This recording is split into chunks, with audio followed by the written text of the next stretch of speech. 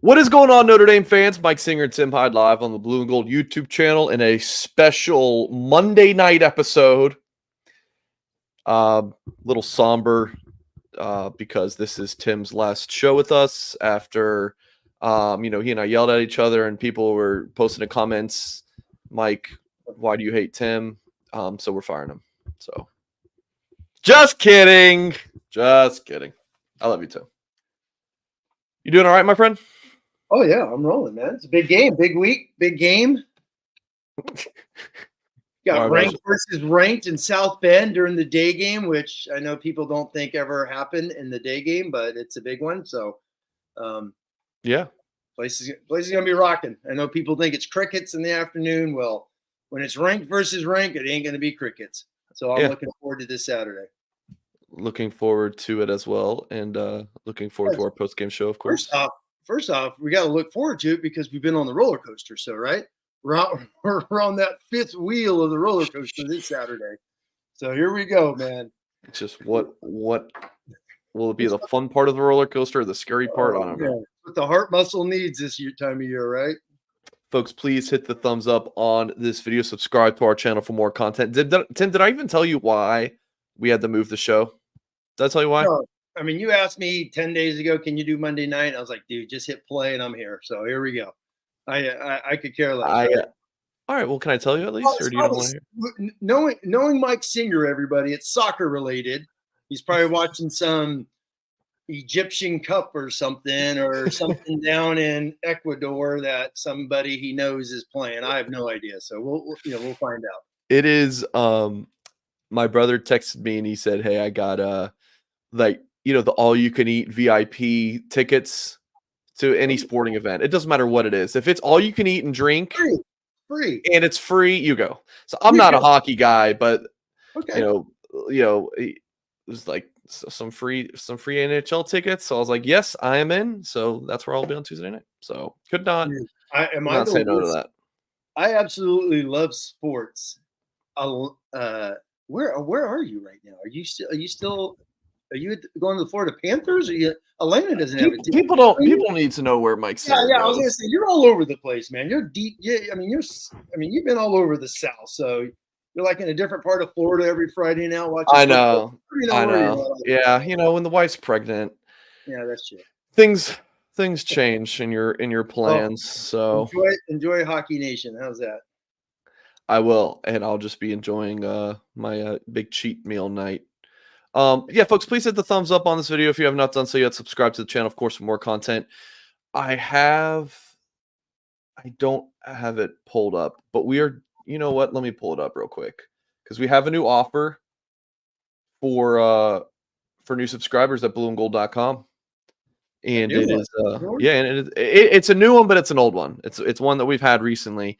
50% off annual memberships.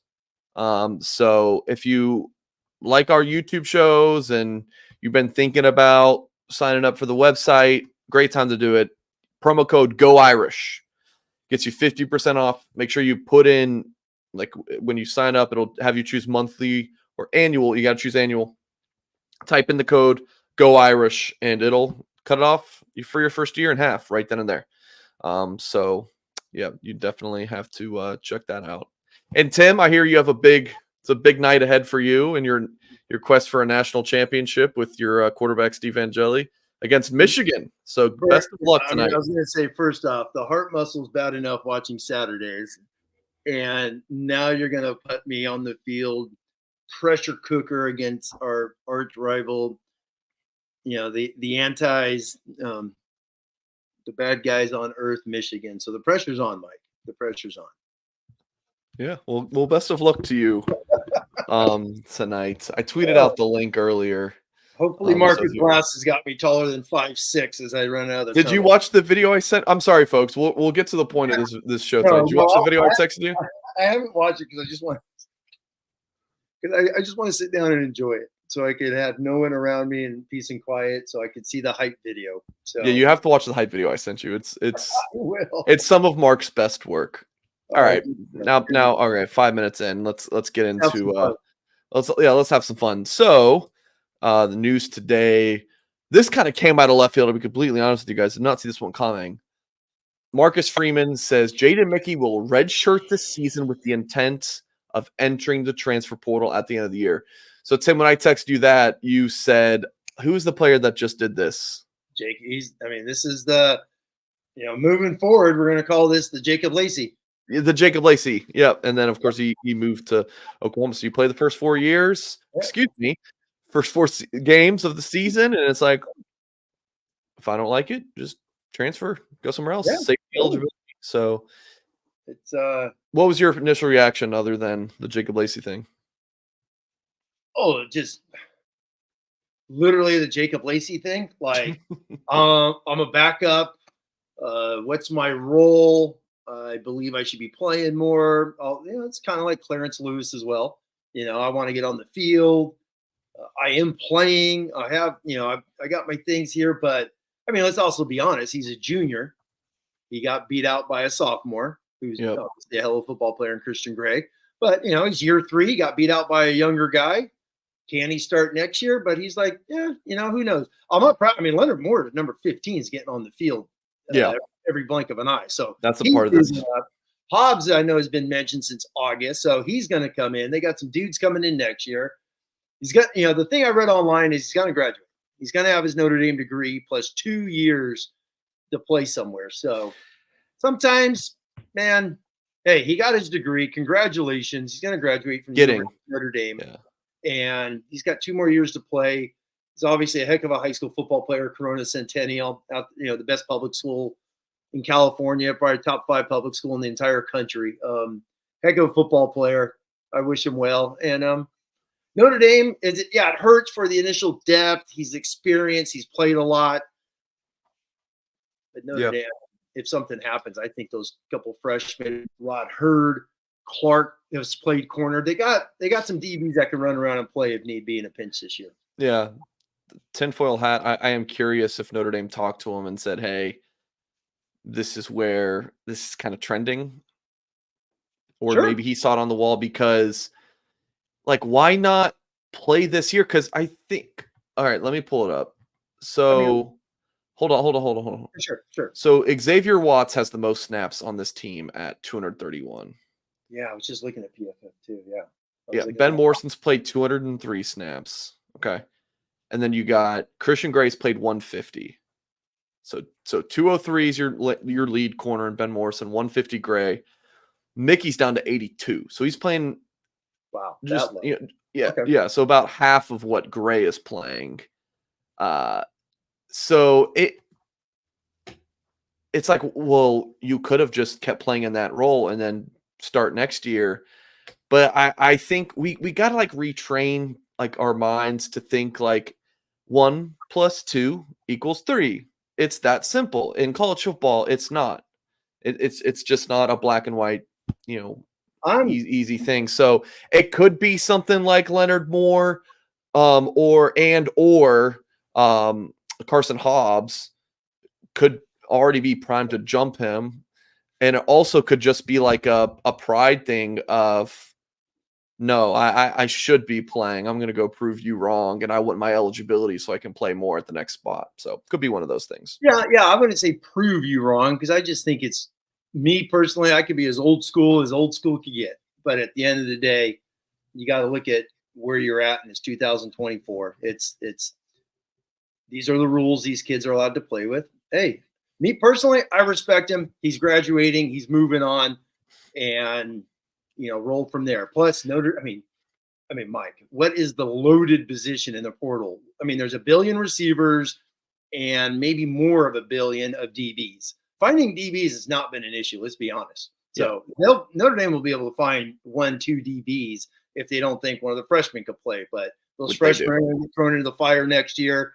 Obviously, Christian Gray returning the 2 freshmen this year. So, you look at the 22 class now. You got, who's that? Mickey and Morrison. One's going in the NFL, one's transferring. 23 class, Christian Gray is going to be an NFL pick. Micah Bell transfers. Hopefully, Hobbs and Moore, one of those 2 hit. And then you got the 25 group, a couple portal guys. There's going to be more guys. I would not. I texted you a name. Like, I'm surprised this guy hasn't announced yet. So we'll see what happens when he gets to that 4-game stretch. There might be a couple more, and that's just the nature of the beast. So Yeah. we'll see what happens. Yeah, it's interesting, but the good thing is Mickey is getting his degree now. Freeman didn't specify when, unless he did say, and I don't remember. Yeah, I he would might be guess. Bo Collins, Bo Collins type That's guy. exactly what I was going to say. Yeah, so he'll probably graduate in May. But like someone like Steve Angeli, if he is to go like at a quarterback position, that's tough to do. Like if you're a quarterback, and you're going to do the Bo Collins, that's difficult. But at any other position, in my opinion, it's totally fine. Like, yeah, Bo did it. He missed spring ball, but he was around, and he's the number one receiver. But I shouldn't have said that Angeli just going to start stuff, but for a quarterback in general, right? Oh, no. I'm just saying, but guys like that, the way modern college is, I mean, Steve could go to Mississippi State. I'm just throwing a school out there. He could go to Mississippi State and still only be 9 credits short at Notre Dame and come back and get a Notre Dame degree someday. So you know what I mean? These guys that are in the program 3.5 years, they're going to have a Notre Dame degree. So kudos to them and more power to them and their future. That's what Drew Pine did. I think when he transferred, he went to Arizona State, and then he came back, I think that summer. Do you remember that photo of it was one of the most famous photos out there, right? Well, I don't know about that, but it was at Chipotle in Eddy Street Commons, and it was Hartman and Angeli, and then you can see like the side of Buckner's face, and then there's a fourth figure, knowing who it was. You didn't know who that fourth guy was. And I told you guys it was Drew Pine. It was Drew Pine, which was, I was like, man, to be a fly on the wall in that Chipotle. I wonder if like there had to have been some Notre Dame fans that were in there, or students who just happened to look over. It's like that picture, that's Drew Pine, Tyler Buckner, Sam Hartman, and Steve Angeli just all sitting together having a meal. Like how incredible. Hanging out. There's no way Drew Pine has 3 years of eligibility after the season. There's just that cannot be true. Maybe he has 1, but there ain't no way. So many red shirts. Who knows? COVID, red shirts. Good luck to all of them. An injury year, whatever the case may be. It's wild, Tim. Wild. One of the ways that kind of signals football season is very much here, and this is going to be a weird thing. This is very specific to me. Is that when I read this ad, this Barb Stevenson ad read to me screams, football season is upon us, because we have Barb Stevenson. She's tremendous as an advertiser during the football season. And it's a great time to read the ad as well, because like if you're someone who's looking for a holiday gift for that Notre Dame person in your life, Notre Dame fan, student, whatever the case may be, or it's for yourself, get some Barb Stevenson artwork here, wrap it under the tree, say it's from Santa, open it up, have yourself a ball. You're going to love it. Barb Stevenson Art is your premier destination for stunning pen and ink limited edition prints of the University of Notre Dame. South Bend's own award-winning artist, Barb Stevenson, skillfully captures the essence and beauty of Notre Dame's campus through her intricate pen and ink prints, which she meticulously enhances with hand-painted metallic gold accents, making each print unique and one of a kind. Explore her fabulous selections of prints to discover the perfect Notre Dame piece that resonates with your love of Notre Dame. And we have 4 prints to show you guys here on the screen for folks watching on YouTube. The one that's been on for a little while now has been the iconic trio. You have 3 of the most loved buildings on campus: the Basilica, the Golden Dome, and Touchdown Jesus. The second one here is, of course, the Grotto, which depicts one of the most quiet and serene places on campus, a very popular spot for prayer and meditation, as well as weddings, proposals, and visitors on football weekends. Side note, last time I was at Notre Dame, went to the Grotto, they're pressure washing it. They're pressure washing the cement, or the ground. I was like baffled. I was like, you got to be kidding me. So no Grotto for Mike Singer last time I was in South Bend. Number 3, I mean, in my opinion, the most beautiful spot, the Golden Dome, a world famous landmark and the most recognizable symbol of the university. And then print number 4 here, the shining view of the Golden Dome. Another beautiful shot of this iconic landmark. To purchase or view additional Notre Dame prints, visit her website, barbstevenson.com, or call her at 574-210-8388. That's 574-210-8388. Order now for the holidays and receive free shipping anywhere in the continental United States.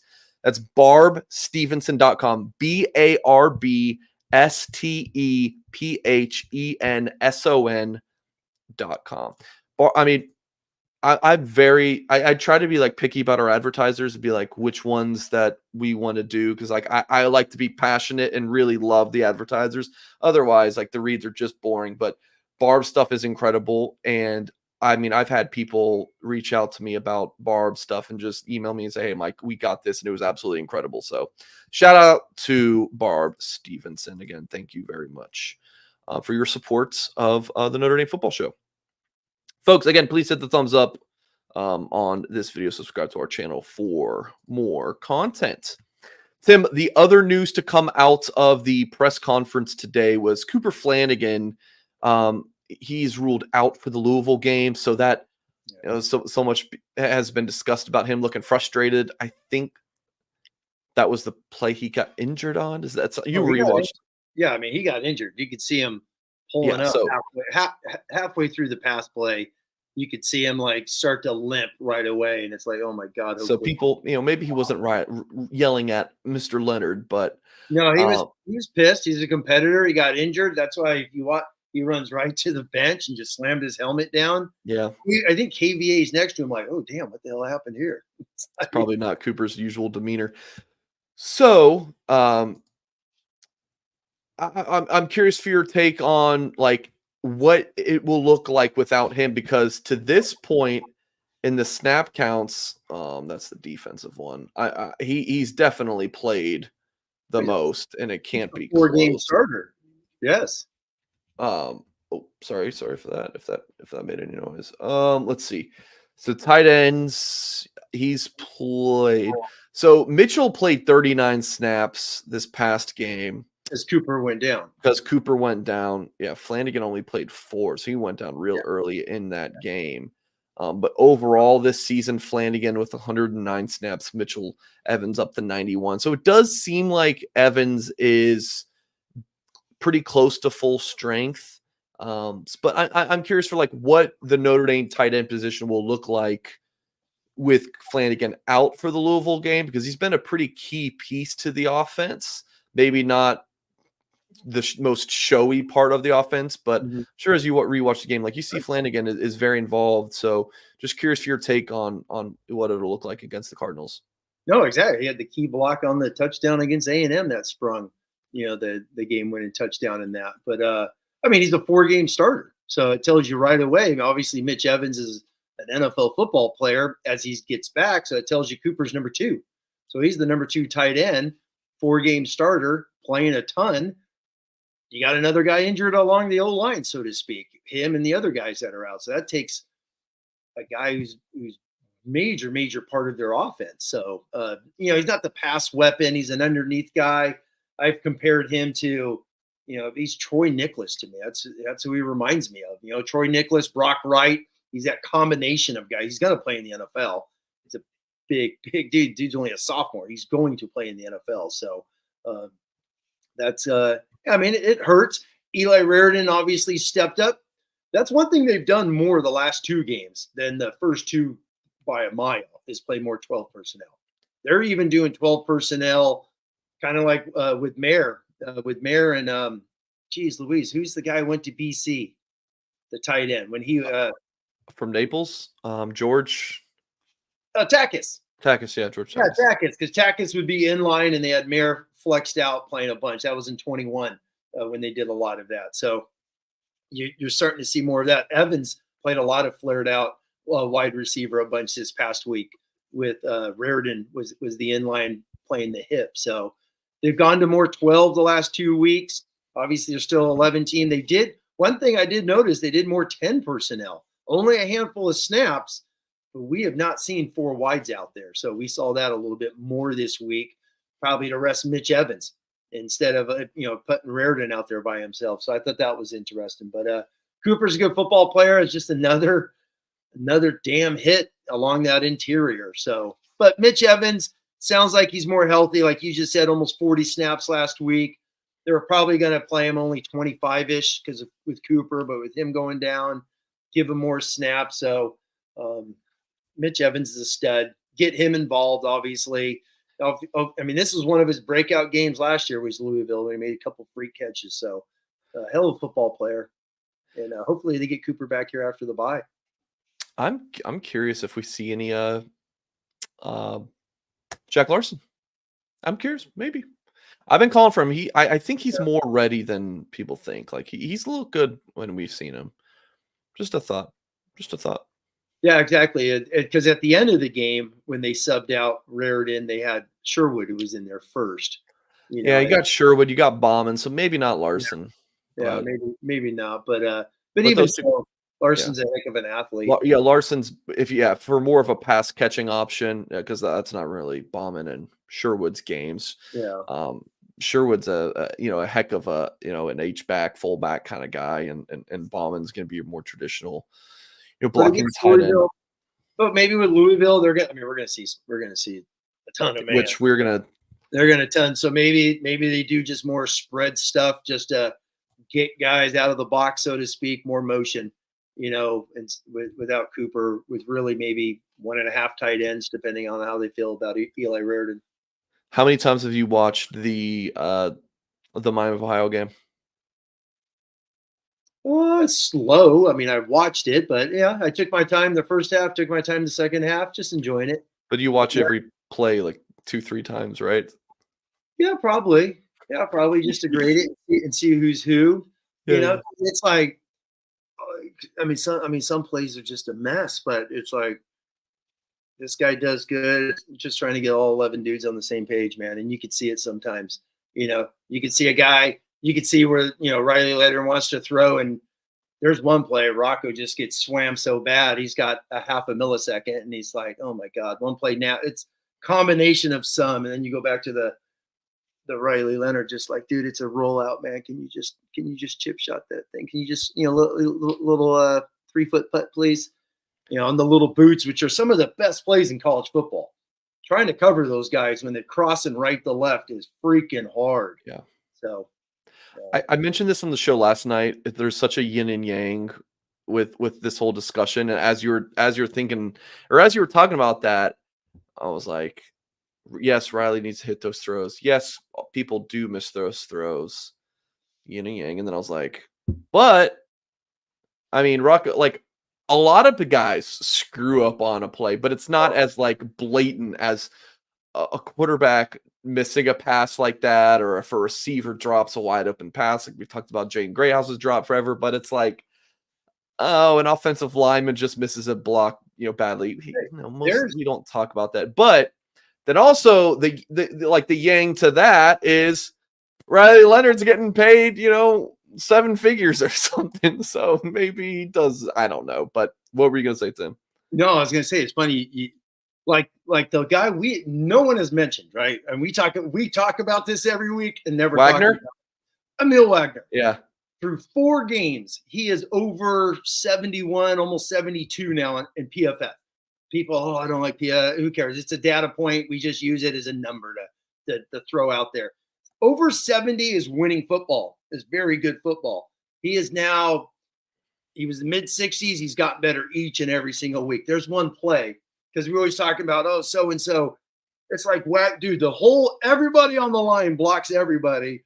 He steps with his left foot, just wrong angle, just a couple inches. The guy gets a TFL. If not, boom, Price is probably gone. And that's the thing, like Jeremiah Love has some big runs. Price has some big runs. Price seems to get tackled in the backfield a few. You want to blame him or whoever, and I kid you not, it's always one dude like an inch off, and there could be some freaking runs. Hell, the first play of the game, you want to talk about what? Maybe I'm wrong or not. I have a lot of faith in the ability of Jeremiah Love. How did he not just run that thing for 98 yards? If you go back and rewatch the first play, it's like, dude, just run to the sideline, stop, turn left, and go to the sideline. And you see he cuts back because Wagner. It's a funny block, but as you watch it, it's only game one. You're trying to get your feet wet.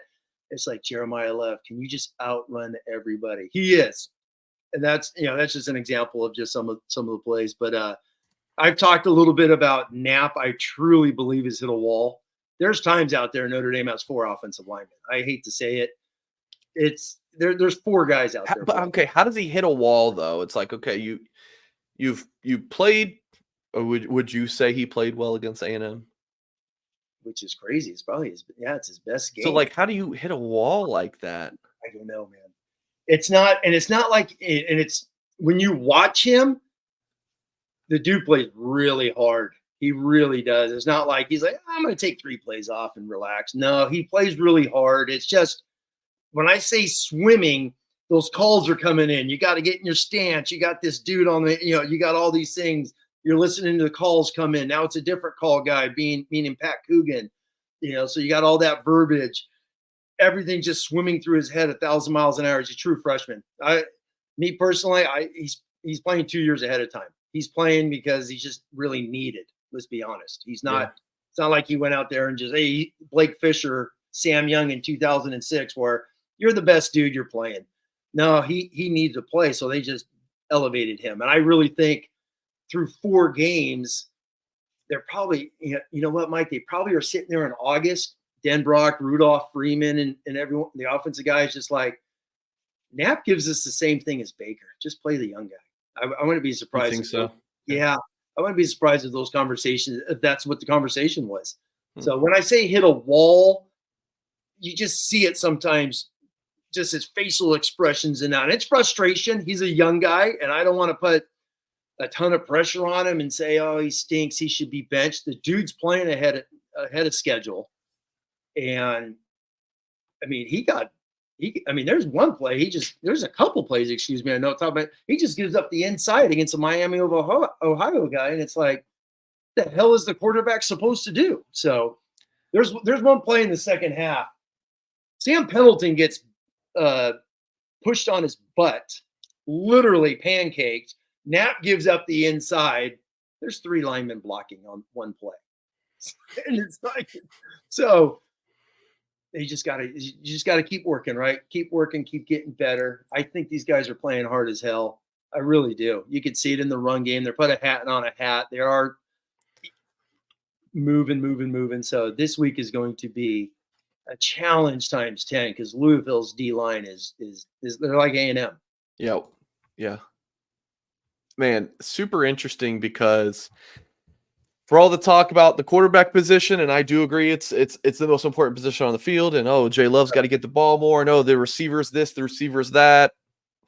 The O-line continues that the importance is right there, Tim. Before you go to that thought, sure. Let's talk about Game Time because what another tremendous sponsor we have lined up for you guys. Oh, didn't mean that popped up on the screen, but we have the flash sale, 50% off annual memberships. But let's talk about Game Time, especially Game Time picks. Talk about that in just a moment. There's nothing like being at a game live, folks, whether it's, like Tim mentioned earlier, soccer, maybe hockey, your football games, concerts, comedy, whatever the case may be. You want to be there in the room or the stadium. And that's what we're going to talk about today's sponsor, GameTime.co, not .com, folks. Make sure you know it's GameTime.co, a fast and easy way to buy tickets for sports, music, comedy, and theater near you with killer last-minute ticket deals. So you don't got to get stressed last minute or anything trying to find tickets. You just get hyped for that fun that you're going to have. The website is super easy to manage, and GameTime has a feature called Game Time Picks. We're looking at that on the screen for folks watching on YouTube. Makes getting tickets to see your favorite teams play live even easier. Game Time Picks filters out the fluff to show you only incredible deals on great seats. You don't got to waste time searching through thousands of tickets.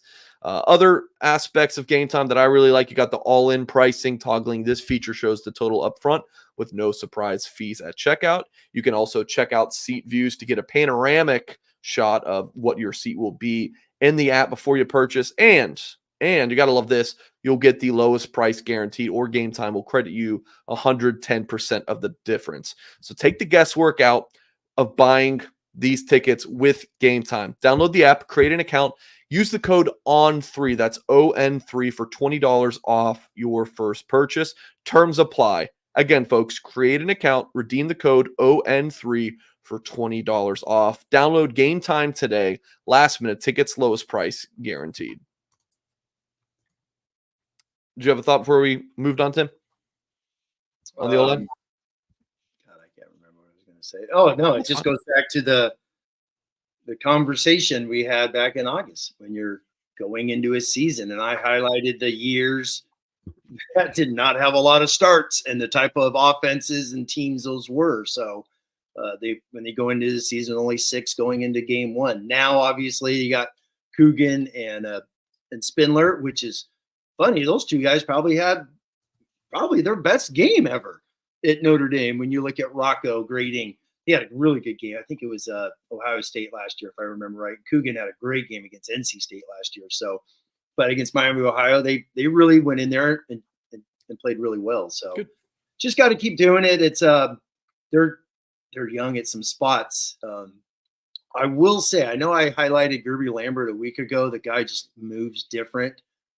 But Sullivan Absher him and Pendleton are in the same class. So I know Absher has played right tackle, right guard, left tackle, left guard. He's played everywhere. So he moves different as well. That guy gets off the damn football. So curious to see where he starts to play into this left guard, possibly maybe if Pendleton struggles going into the bye and post the bye. We'll see. Absher's got some get off to him. That's really fun to watch.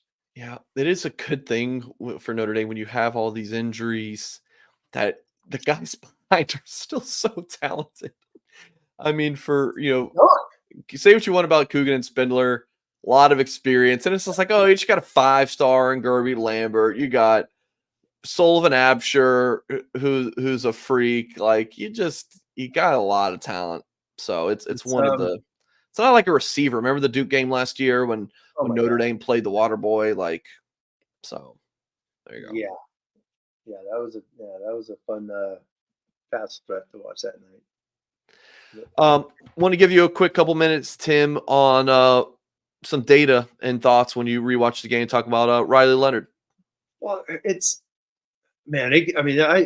feel like you and I have talked in circles since basically February. Yin and yang. Since we started to dive into this, and it's like I've said it a million times, and I'm probably going to say it another 2.2 million. It's like he is the quarterback that he was at Duke, and it's like it's frustrating. I get it, but the passes he hits, he hit at Duke. The passes he misses, he missed at Duke. The runs he had at Duke, the runs he has at Notre Dame. Right? He's the same damn quarterback. So obviously, Tim likes to look at things. QBR, which I just love. It's another metric. It's better than pass efficiency. So you use QBR, which ESPN's been using for 20 years. His full season in 2022, Mike, his QBR rating was 72. Guess what it is right now after 4 games at Notre Dame? 71. 71. I would have said like 3 or 4, but last year before he got injured, his QBR was 72. It's like his completion percentage is 1 full year, 63%. At Notre Dame, 63%. Hard to. It's 63%. That's wild. Last year, before he got injured, he was a hair under 58. Okay. So you know what I mean? It's like he's never been this dynamic passer. He has been a hell of a runner. I mean, he had last year 6 yards a carry. This year he's 7. He's on pace for almost 1,000 yards, which is nuts. And like 18, 20 touchdowns I read, which is insane to think about but I'm just talking about like his QB rating, his yards, the completion percentages. It's like, I know I've said this, people like to argue with me, but it's like, this is who he is. If anything, he's a hell of a runner. And that's just the added thing. Really, Notre Dame hasn't had a running quarterback like this in a while. So I hear you. And I'm genuinely curious. I'm not trying to like argue. No, I feel you. What's the point of bringing that up? Like what is it like? Just showing you the numbers at Duke are the same numbers at Notre Dame. So this, I don't know. What if does that mean? I don't Like know. I don't know. I don't know if it's an expectation of, well, he's at Notre Dame and he should just have, different numbers. I don't know. It just feels like this. I mean, you just go on Twitter and you act like he's never completed a pass or ran for a first down, and it's like the dude's piling up numbers. He's like the most yards rushing in for Power 5 quarterbacks, most yards per carry, most touchdowns. He's got all these crazy metrics. You take out the academies and whatnot for just Power 5 quarterbacks, and he's top 5 in so many things. Oh my! And the other thing, I love the QBR after. Oh, Tim, where is it? After I think it's. I think I'm pretty right. I want to say after NIU, he was 83rd in the country in QBR in the ESPN metric. He's up to 38 now. He's ahead of Miller Moss, who we consider an NFL quarterback at USC. So he's only a few points below the stud at Tennessee, Nico, which by the way, he didn't throw for 200 yards this week in their big game against Oklahoma. So obviously Oklahoma, Miami, I'm just saying in general, the numbers.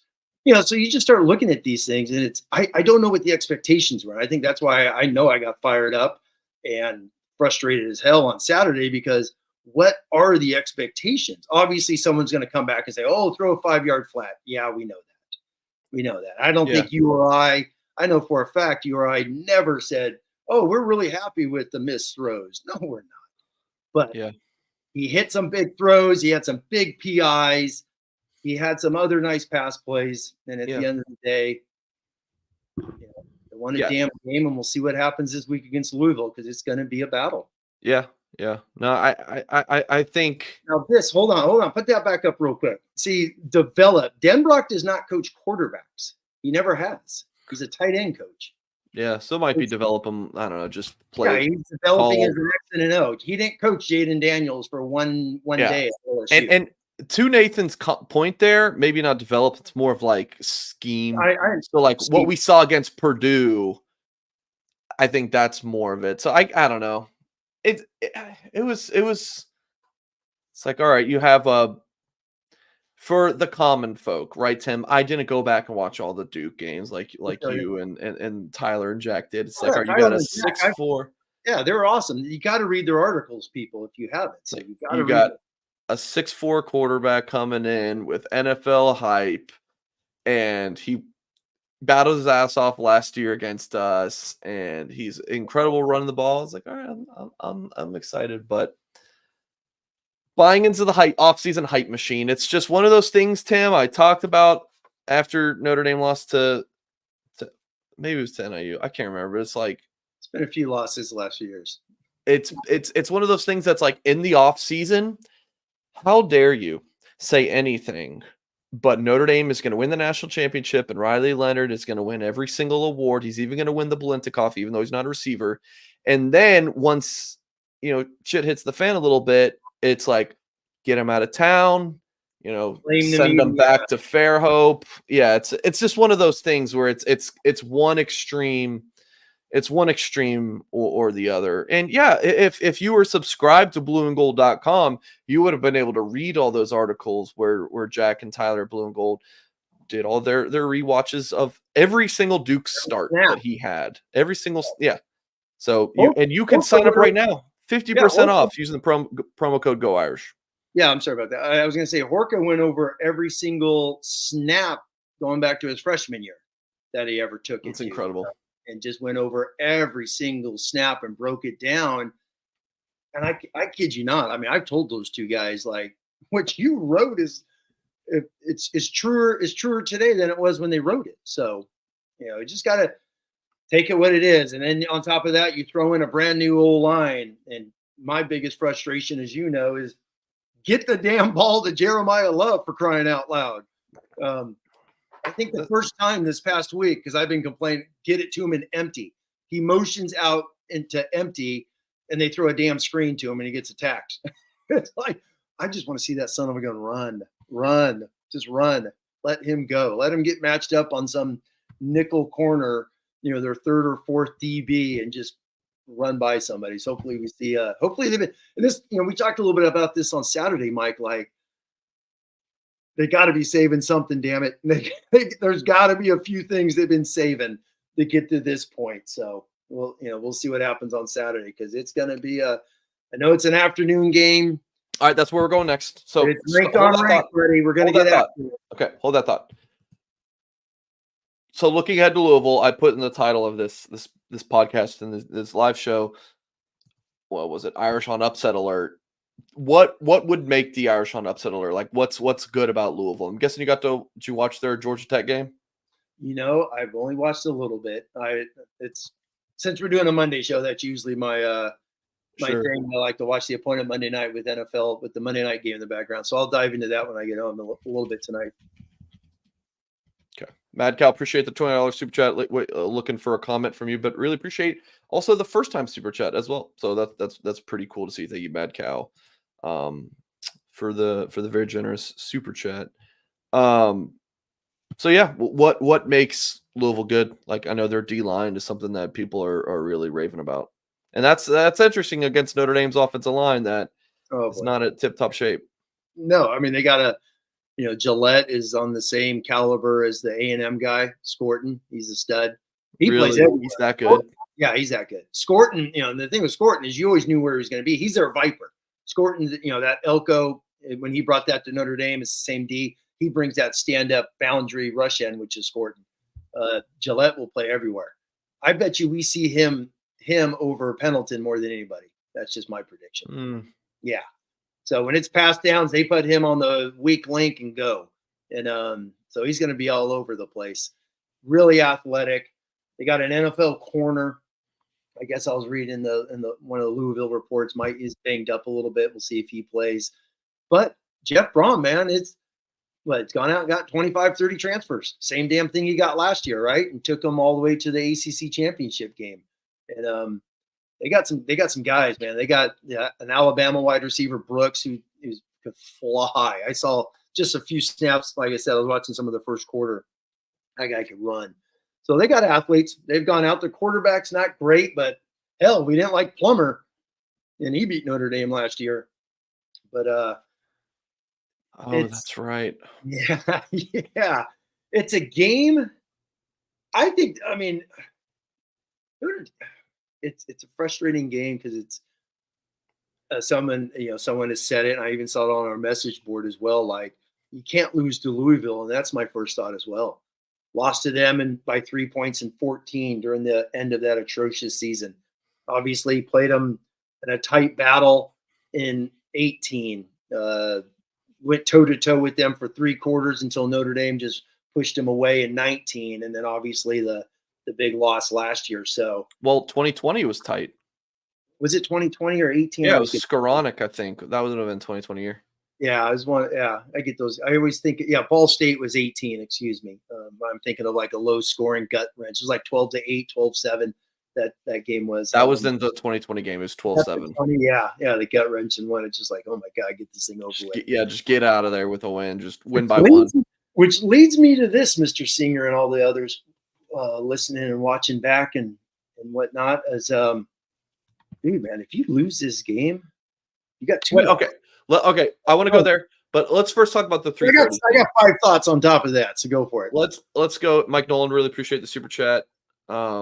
He said, "Our QB 2 straight games, 300 yards of offense, 3 touchdowns. I understand all the negativity in the chat. Tebow was folk hero for that. Thank you, Mike. So the day game thing, you talked about this earlier in the show. Oh. You have data? Oh yeah. I love to go back because it's like, okay, because Notre Dame started doing night games. Obviously, what was that? 11. I mean, they've had night games. Don't get me wrong. Back in the heyday, but they've started doing these, every year now since 11.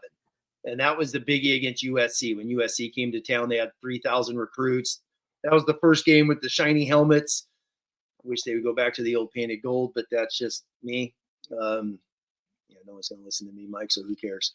But, so they've been doing these big night games. Obviously, Freeman had the big one last year with SC, Clemson in 22. But the day games of not just all the MAC schools, there have been, and I'm just going ranked on ranked. So Okay. you go ranked on rank, there has been these every single year going back to 2012. You got obviously Stanford and Notre Dame was the goal line stand.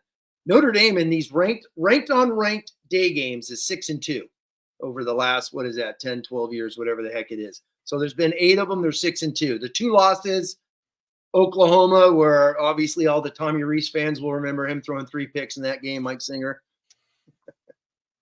And then Marcus Freeman thinking J.D. Bertrand could play man-to-man on the Cincinnati slot, and Cincinnati coming in here beating Notre Dame that year in 2021. What was the final score of that game? It's like 24-10 or something.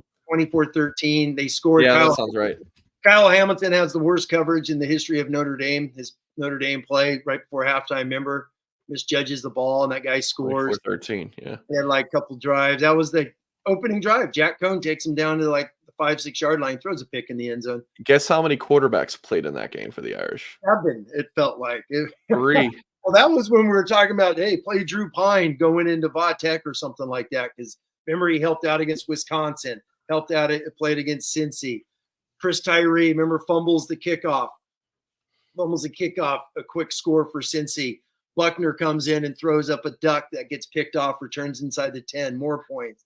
That was one of those games. I think one of those games is just like, dude, you guys want points? Here you go. And they just gave up a ton of them early in that first half, which was just a killer.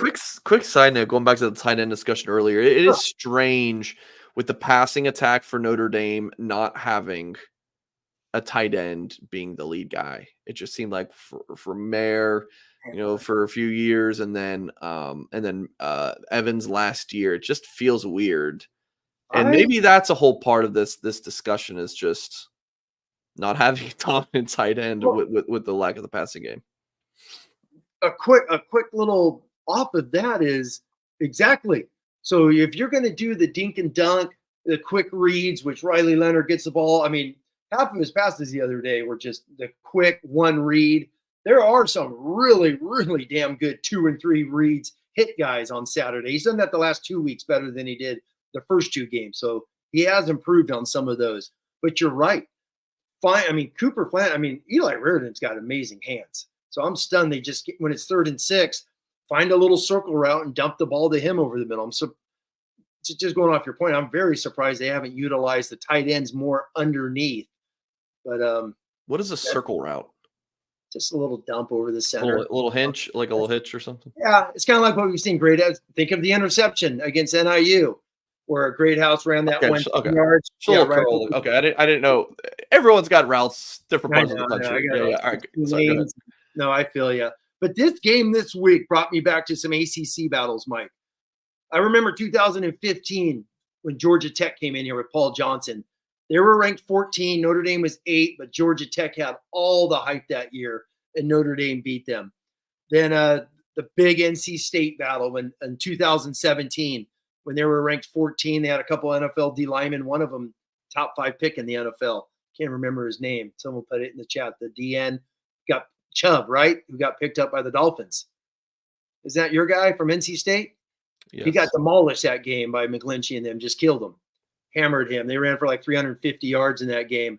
But the game that, for some reason, this really reminds me a lot of the 19 game when Virginia came in.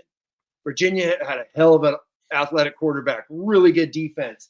They were ranked 18th. Notre Dame was 10, and Notre Dame took it to them. I think they had 9 sacks in that game, Notre Dame, if I remember right. So there has been some memorable ranked on ranked day games. And my only thing is, hey, man, you want the crowd to get hyped and whatnot, play, right? Give them something to cheer for and get hyped about. And Notre Dame Stadium gets loud. I don't care what anyone says. That place gets loud as hell. Does it get louder at night games? Of course. You're playing Ohio State. You're playing number 1 Clemson, number 4 Clemson, top 10 SC. Of course it's going to be much, much more insane.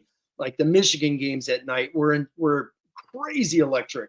Loud, but some of these day games that just rattled off, places packed and cheering. I think we're going to see that this week during the the green jersey game or green shirt game, whatever the hell it is. Matt Cow, I didn't realize I'll sub to the channel. Yeah, you gotta make sure you sub to the channel. Matt Cow, again, really appreciate the generous $20 for super chat. Do you know why the crowd is so loud, Tim? Do you want to know why? I can tell you. Because it's all the people who are sitting down yelling at the person in front of them to sit down. That is why the crowd. Oh man. Oh man. I love it. Matt Cal, I'll take a look at it. I'll take a look at it, Matt Cal. The place is going to be electric because the atmosphere. Obviously, a ranked team coming in. Louisville's a good football team. Going back to you can't lose, which goes back to my little thought on this for everyone as I started to talk earlier is Notre Dame loses this, Mike. The odds of them making the playoffs are about me and you making the playoffs, right? Yeah, it would take. They would need a lot of help, right? Because there's going to be help. I hate to say the name and the team, but an LSU program at 9-3 will get in over a 10-2 Notre Dame because of they're playing 11 Power 4 teams. You know what I mean? Yeah. And so I'm just using them as an example to get the crowd hyped up. So, and then obviously a Michigan 9-3 Michigan, they just beat SC. You know, their 3 losses might be against 3 top 10 teams. How do you penalize them? Yeah, that's just another example. So, Mike, if they don't make the playoffs this year, Marcus Freeman, it's his 3rd year, right? So 3 straight mid-major bowls. You know, the last time Notre Dame went 3 straight times without going to a BCS New Year's 6, we're talking the lovely 2007 to 2011 period. It was the last year Notre Dame went 3 years without making a major bowl. 12 championship, 13, 14 suck, 15 BCS against Ohio State, 16, 17, 18 playoffs, 19 take a break, 20 playoffs, BCS 21. You see the pattern? 22, 23, 24. So this game is massive. And if Marcus Freeman is going to be putting his name up there with the Weiss as the last, and obviously Brian Kelly's first 2 years of that 5-year period without a major bowl. And I don't know if he wants to be in that same sentence here Saturday night. Yeah. The committee definitely values good wins more than they do like loss. You know what I'm saying? Like, I mean, if Notre Dame, if Notre Dame is, if you have a 9-3 team that has played a really tough schedule versus a 10-2 team that hasn't with some bad losses, they're going to take the 9-3 team. To your point, okay. So Derek says LSU is not playing 11 Power 4 teams; they play like 3 FCS teams. So let's look at that. That's the beauty of when someone makes a claim, we can look at it. So they played LSU. Oh, hold on. LSU is playing 8. So hold on. We just look at it. Tim. You don't need to go off memory. We just look at it. USC and UCLA. You got USC. There's your FCS and Nichols. You got South Carolina, UCLA, South Alabama is their FBS. Ole Miss, Arkansas, A&M. It's 10. Alabama, Florida, Vanderbilt, Oklahoma. The SEC with the inclusion of your Oklahoma, your Texas, Missouri's good. I mean, the SEC is brutal. I feel so bad for teams like Arkansas and Mississippi State because you're in the West. It's just brutal. Like a school like Mississippi State, it's just like you could be a really good team. You could go play in the ACC, you might win 10 games. I'm not trying to be an SEC, jock rider here, but it's wild. It's damn good football. It is damn good football. Let's end the show, Tim. We'll talk about the defense tonight, and then there's one comment that I'm going to pull up. Sure. Yeah, I mean, so much talk about the offense, which makes sense. It's the offense. We like talking quarterbacks, it's all that good stuff, but the defense has been outstanding. And what's funny is that, like, when I play my Tim Hyde Dynasty, Tim, it's a lot of I'm just coming after the quarterback. I will give up some chunk plays, but I'm going to come after you, and I'm going to get a pick or a fumble. I'm going to set you back in a second and 20 situation, making a big defense play. You know, that's kind of what you see under Al Golden, right? I mean, we are going to bend, but we are going to make plays and we're going to get after you. And so, yeah, Notre Dame might give up some yards and whatnot. It's been 13 points, 16 points, 7 points, and 3 points. Pretty impressive from a scoring standpoint.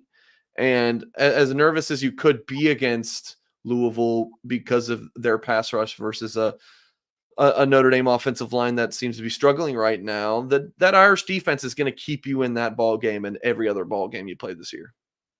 Knock on wood. Exactly. Knock on wood. They just keep bringing it, which we're all fully expecting them to Is there really no SEC divisions anymore? I live under a rock, apparently. Everybody got rid of divisions. So really? That just doesn't exist anymore. Shows how much I pay attention to these boys on the block. These damned conference schools. I don't care about damned conference schools. I'm all for independent schools.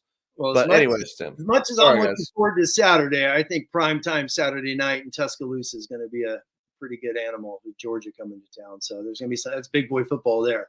Yeah. So there's going to be a lot of athletes running around, and it's going to be fun. But Notre Dame's defense, exactly. They're going to run around. They're going to they got to just bring the havoc. And I think you're right. I think they're going to heat them. They're going to match up because they have so much damn faith in their DBs. They're just going to bring the heat and try and cause chaos. The quarterback's a Texas Tech transfer. It's not like he's always torn it up. So he's been up and down roller coaster. And just a little quick bit on Louisville, man. They played an FCS team. They played Jacksonville State, who's rebuilding this year, and Georgia Tech is not some world beater. So their best win this year is Florida State, who we now know who Florida State is. So, and they were like even all the way into that fourth quarter. And I know Louisville scored on a special team touchdown, set up another one on defense. So we'll see. We'll see. But we beat this team who beat this team. By that logic, Buffalo is on course of Notre Dame. No, exactly. I'm just saying they haven't been, I don't think, tested. Notre Dame been tested like A&M. This is also Louisville's first time hitting the road. So you're saying we just don't know much about this team, how good they are yet? Exactly. So you look at their stats, they're top 10 in D, top 10 in offense, top 10 in tackles for loss, top 10 in sacks, top 10 in all these things. We're going to know a hell of a lot.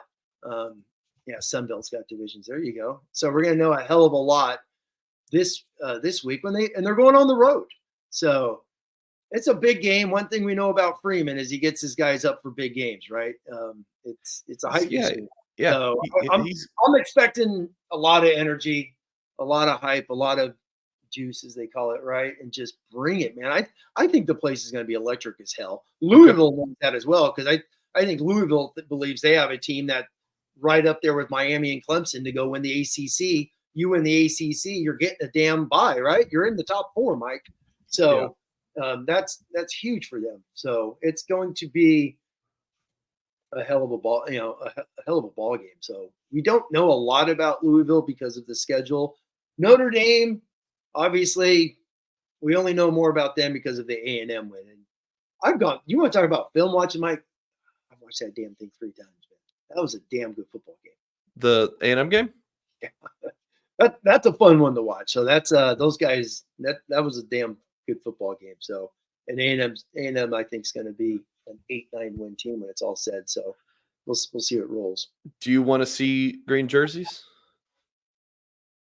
I just want to see a win. I don't give a damn what they were. Wait, no, Tim, let's talk about the jerseys and the commentators and the Six Flags song. Yeah, the Six Flags.